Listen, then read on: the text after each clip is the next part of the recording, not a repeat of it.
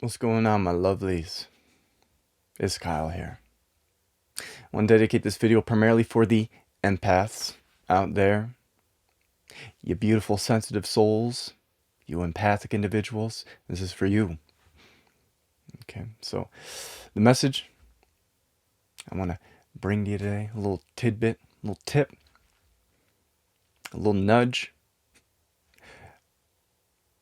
Develop healthy aggression. Once again, empaths, please develop some healthy aggression. Why am I directing this message to the empaths? Okay, so many of you are lacking in healthy aggression. You tend to be lacking in a lot of the more darker attributes that humans have. But there's a reason that we have anger, that we have aggression, that we have frustration. There's a reason we have these attributes, because they're here to protect us. Does that mean you should be, being aggressive person all the time? You should take what you want, stand your ground no matter what, be disagreeable all the time? No. But in order to become a healthier person, in order to become a more whole person, which we should all strive to be, because it will benefit everyone, especially ourselves, we need to develop healthy aggression so we can defend ourselves when necessary. So you can tell people, no, I'm not doing that. That's not fair to me. That's not good for me. So you can kick people out of your life if they're very destructive, if they are very harmful, if they are increasingly selfish over time. You need some healthy aggression to be like, listen, I'm done with you. You can't treat me this way. You're not changing your behavior. We're done. And I'm not going to put up for this. I'm going to block your number. I don't want to talk to you. If I see you, I'll be friendly. We'll be cordial. But in order to cut people out of our lives in a healthy way, without being too stressed out, without getting to the point where we're so stressed and upset and angry that we explode, because we don't want that. And I know a lot of empaths, that's finally when their aggression comes out, where they get to their last straw. When they get to the last bit of compassion that they have,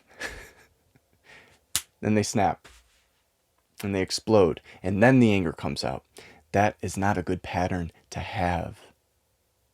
I know not all of you have this, but if this rings true for you, when you begin to develop some healthy aggression, you then use it without exploding, without getting to the point where you are just taken advantage of so much, or you see somebody being taken advantage of so much that then you explode. You should be able to be aggressive, healthily aggressive, in a calm manner, in a firm but calm manner, ideally. You can ramp up the intensity if need be, but in many of these situations, you can hold your ground. You can tell people to F off, to leave you alone. You can't treat me this way. You can't treat my friend this way. You need healthy aggression in order to firmly put up boundaries. You need healthy aggression in order to not be taken advantage of. You also need healthy aggression to stand up for other people. You need healthy aggression to help other people. Okay, and so many of you are lacking in integrated, healthy aggression. Because let's be honest, it would be nice if we didn't have to be aggressive at times. It would be nice. if people in this world were also very empathetic, if everybody kind of sensed what was best for each other, and we allowed other people to live the lives that was best for them without, taking advantage of them, without, all of these things. But at the end of the day, I think for many of you, it's important to develop and integrate healthy aggression.